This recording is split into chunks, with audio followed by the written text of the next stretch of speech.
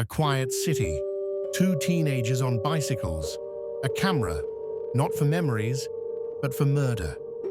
In the summer of 2007, a wave of unexplained killings spread fear across the Ukrainian city of Dnipro, formerly known as Dnepropetrovsk.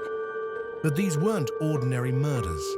They were filmed, deliberate, cold, and some would eventually find their way onto the darkest corners of the internet. What started as local horror soon became a global nightmare, one that would earn two young men a name that still evokes terror: the Dnepropetrovsk Maniacs. This is not just a story about murder. This is about premeditated evil, filmed for fun, shared for fame, and carried out without remorse. Welcome to Street Whispers. We uncover the stories others try to bury.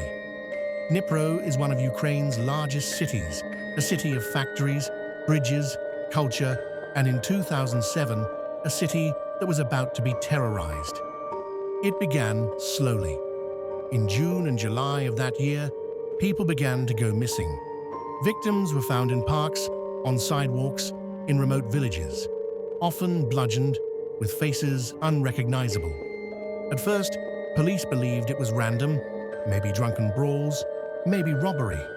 But the brutality said otherwise. Then came the twist. Investigators discovered the killings weren't just happening, they were being filmed. Two teenagers, Viktor Sayenko and Igor Suprunyuk, both 19 years old, were arrested. What police found would haunt them for life. On a phone, they discovered 21 videos documenting murders, tortures, even casual discussions between killings. One of the videos was titled "Three Guys, One Hammer." It showed the murder of 48-year-old Sergei Yatsenko. He was bludgeoned with a hammer, stabbed with a screwdriver, and his face mutilated while still alive. The footage was chilling, emotionless. One held the camera, the other did the killing, and they laughed. They recorded themselves smiling at the camera, posing with corpses, cleaning weapons. This wasn't just violence, this was performance. Cold, calculated, broadcast. And then came the question, why? In court, it was revealed that Sayenko and Suprunyuk had been practicing cruelty for years, starting with animals, escalating to humans. They reportedly wanted to build a reputation as serial killers, to go viral, to become legends of death. Some reports say they wanted to make money by selling the videos.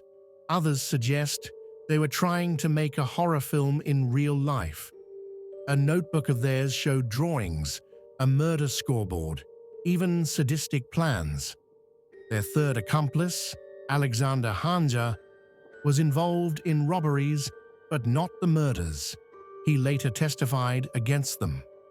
When the case finally went to trial in 2008, the courtroom was packed.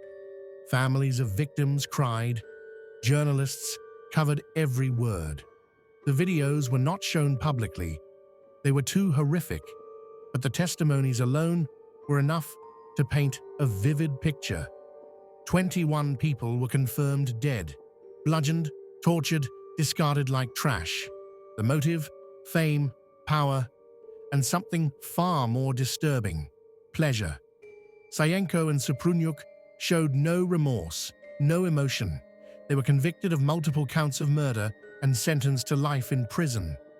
But their legacy, if you can call it that, lives on in whispers, in forums, in dark corners of the internet.